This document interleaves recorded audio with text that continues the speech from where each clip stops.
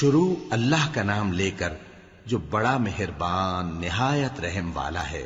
اور ہم پھر تاکید کرتے ہیں کہ جو حکم اللہ نے نازل فرمایا ہے اسی کے مطابق ان میں فیصلہ کرنا اور ان کی خواہشوں کی پیروی نہ کرنا، اور ان سے محتاط رہنا کہ کسی حکم سے جو اللہ نے تم پر نازل فرمایا ہے یہ کہیں تم کو بہکا نہ دیں۔ اب اگر یہ نہ مانے تو جان لو کہ اللہ چاہتا ہے کہ ان کے بعض گناہوں کے سبب ان پر مصیبت نازل کرے، اور اکثر لوگ تو نافرمان ہیں ہی۔ پس کیا یہ زمانہ جاہلیت کے سے فیصلے کے خواہش مند ہیں؟ اور جو لوگ یقین رکھتے ہیں ان کے لیے اللہ سے اچھا فیصلہ کس کا ہوگا؟ اے ایمان والو، یہود اور نصارہ کو دوست نہ بناؤ، یہ ایک دوسرے کے دوست ہیں، اور جو شخص تم میں سے ان کو دوست بنائے گا وہ بھی انہی میں شمار ہوگا۔ بے شک اللہ ظالم لوگوں کو ہدایت نہیں دیتا۔ تو جن لوگوں کے دلوں میں نفاق کا مرض ہے تم ان کو دیکھو گے کہ وہ ان میں دوڑ دوڑ کے ملے جاتے ہیں، کہتے ہیں کہ ہمیں خوف ہے کہ کہیں ہم پر زمانے کی گردش نہ آ جائے، سو قریب ہے کہ اللہ فتح بھیجے یا اپنے ہاں سے کوئی اور امر نازل فرمائے، پھر یہ اپنے دل کی باتوں پر جو چھپایا کرتے تھے پشیمان ہو کر رہ جائیں گے۔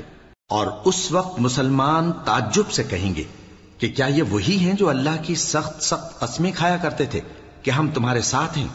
ان کے عمل اکارت گئے سو وہ خسارے میں پڑ گئے۔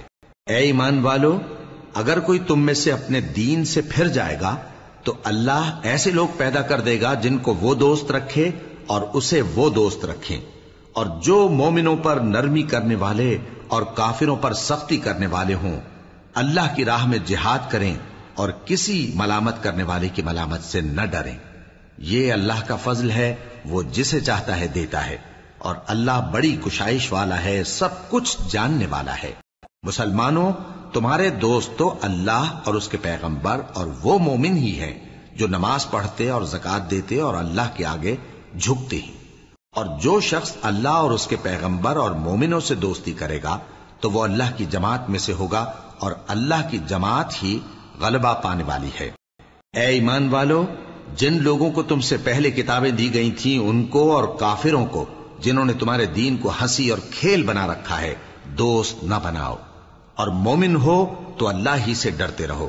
اور جب تم لوگ نماز کے لیے اذان دیتے ہو تو یہ اسے بھی ہنسی اور کھیل بناتے ہیں، یہ اس لیے کہ سمجھ نہیں رکھتے۔ کہو کہ اے اہل کتاب، تم ہم میں برائی ہی کیا دیکھتے ہو، سوائے اس کے کہ ہم اللہ پر اور جو کتاب ہم پر نازل ہوئی اس پر اور جو کتابیں پہلے نازل ہوئیں ان سب پر ایمان لائے ہیں، اور یہ کہ تم میں اکثر بد کردار ہیں۔ کہو کیا میں تمہیں بتاؤں کہ اللہ کے ہاں اس سے بھی بدتر جزا پانے والے کون ہیں؟ وہ لوگ ہیں جن پر اللہ نے لعنت کی اور جن پر وہ غضبناک ہوا، اور جن کو ان میں سے بندر اور سور بنا دیا، اور جنہوں نے شیطان کی پرستش کی، ایسے لوگوں کا برا ٹھکانہ ہے، اور وہ سیدھے رستے سے بہت دور ہیں۔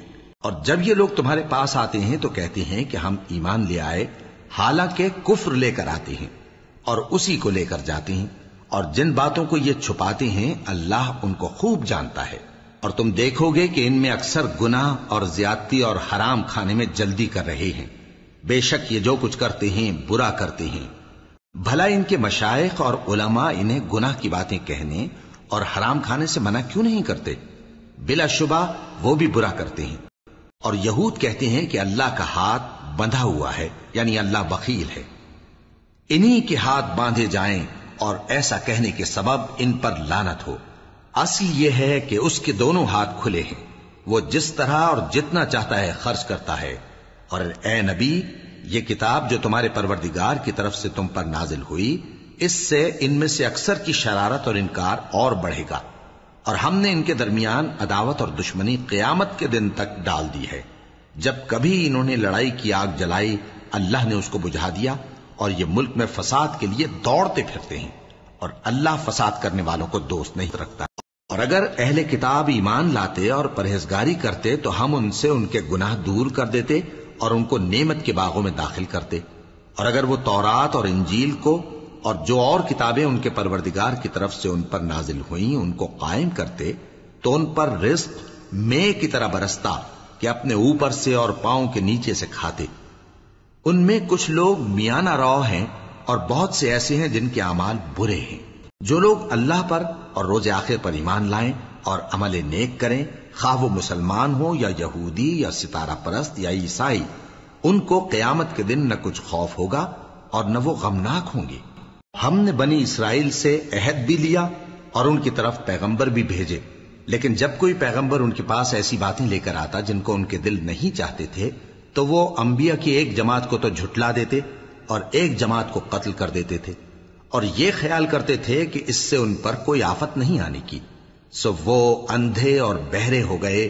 پھر اللہ نے ان پر مہربانی فرمائی، لیکن پھر ان میں سے بہت سے اندھے اور بہرے ہو گئے، اور اللہ ان کے سب کاموں کو دیکھ رہا ہے۔